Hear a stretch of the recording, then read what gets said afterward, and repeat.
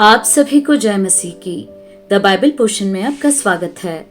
हमारा आज का वचन है दूसरा राजाओं की पुस्तक 6वां अध्याय वचन 24 से 33।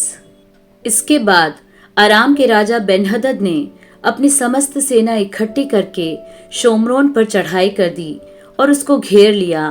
तब शोम्रोन में बड़ा अकाल पड़ा और वह ऐसा घिरा रहा कि अंत में एक गधे का सिर चांदी के 80 टुकड़ों में और कब की चौथाई भर कबूतर की बीट 5 टुकड़े चांदी तक बिकने लगी। एक दिन इस्राएल का राजा शहरपनाह पर टहल रहा था कि एक स्त्री ने पुकार के उससे कहा, हे प्रभु, हे राजा, बचा। उसने कहा, यदि यहोवा तुझे न बचाए तो मैं कहां से तुझे बचाऊं? क्या खलिहान में से या दाखरस के कुंड में से? फिर राजा ने उससे पूछा, तुझे क्या हुआ? उसने उत्तर दिया, इस स्त्री ने मुझसे कहा था, मुझे अपना बेटा दे कि हम आज उसे खा लें, फिर कल मैं अपना बेटा दूंगी और हम उसे भी खाएंगी। तब मेरे बेटे को पकाकर हमने खा लिया। फिर दूसरे दिन जब मैंने इससे कहा कि अपना बेटा दे कि हम उसे खा लें, तब इसने अपने बेटे को छिपा रखा।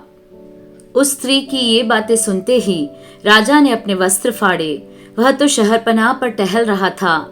जब लोगों ने देखा तब उनको यह देख पड़ा कि वह भीतर अपनी देह पर टाट पहने हैं। तब वह बोल उठा, यदि मैं शापात के पुत्र एलीशा का सिर आज उसके धड़ पर रहने दूं, तो परमेश्वर मेरे साथ ऐसा ही वरन इससे भी अधिक करे। एलीशा अपने घर में बैठा हुआ था और पुरनिये भी उसके संग बैठे थे। अतः जब राजा ने अपने पास से एक जन भेजा, तब उस दूत के पहुंचने से पहले उसने पुरनियों से कहा, देखो, इस खूनी के बेटे ने किसी को मेरा सिर काटने को भेजा है। इसलिए जब वह दूत आए तब किवाड़ बंद करके रोके रहना। क्या उसके स्वामी के पाँव की आहट उसके पीछे नहीं सुन पड़ती? वह उनसे यूं बातें कर ही रहा था कि राजा उसके पास आ पहुंचा और राजा कहने लगा, यह विपत्ति यहोवा की ओर से है। अब मैं आगे को यहोवा की बाट क्यों जोहता रहूं?